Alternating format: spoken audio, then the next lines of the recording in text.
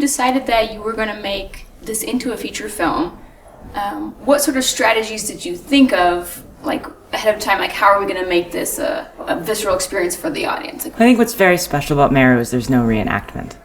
So the cinematography, I mean, you guys shot it while you were climbing it.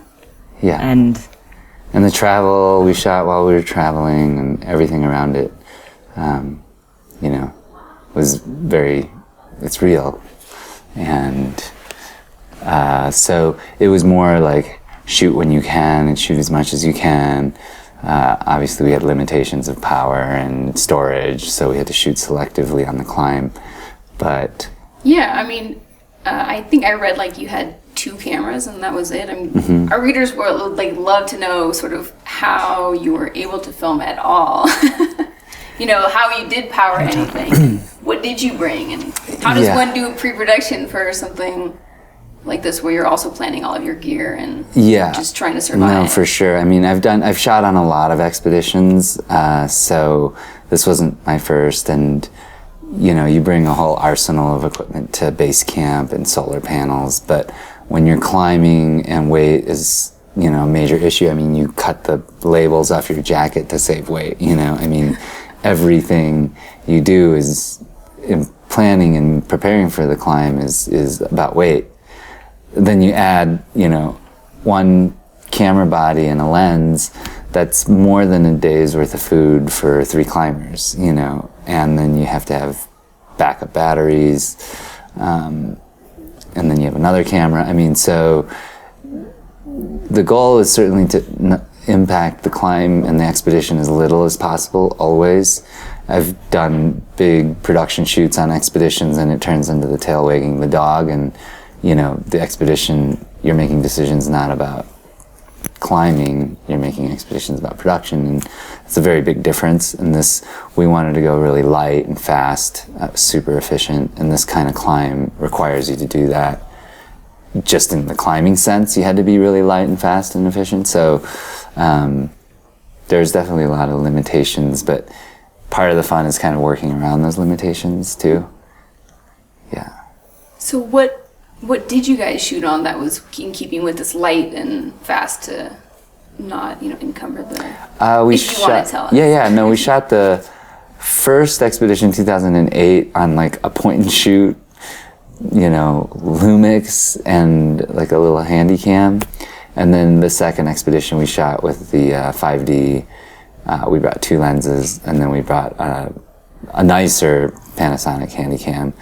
And then all the interviews and some of the footage around the life of some of the characters we shot on the Epic. So were there any technical difficulties out on either expedition? Most of the second one with that gear, like nothing like got frozen. I mean, it was like sub-zero. Yeah, fogging is definitely the issue. When it's like not, it's like fogging between the lens elements, and can't really reach it. No, and then there's like, and then so you have to hold it next to the stove, you know, and like heat it during the stove and hopefully burn it off. But there's definitely a few critical moments that we couldn't shoot because of there's a big round misty blob in the middle, and so, but nothing major. I mean, the big issue certainly is to not drop your camera or drop the card.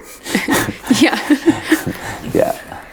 Yeah, I mean, how does it work out there? I mean, like, whether it was you or Renan, does one of you climb up a route on the side and then set up an anchor and then film? Like, in a lot of shooting, you can set up so you can get the lead shot from the top down, and this climb is certainly not a climb that we had the bandwidth or the energy or the capacity to.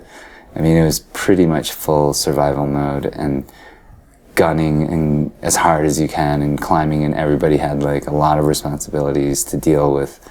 You know, you're supposed to be stacking the ropes, you're supposed to be building the anchor, you're supposed to be setting up the portaledge, and you're supposed to be melting water. And I mean, the amount of effort to do the climb obviously was fairly significant. So and in a lot of ways it's nice. Like, it's not like the super beautiful, clean, like top down shot of Renan reaching for the crack and like doing the move, you know. It's like, all right, sure. It's a lot of butt shots and like, you know. That's the realness of the whole film. Yeah, it definitely makes it feel authentic. It's real.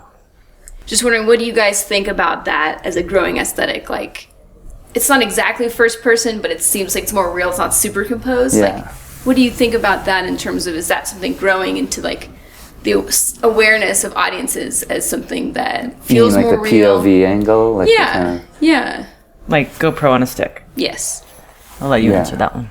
Well, I mean, a good, interesting, beautiful, engaging shot is going to be engaging and interesting. But I think, you know, especially if you're talking about long form, it doesn't matter how beautiful the filmmaking is.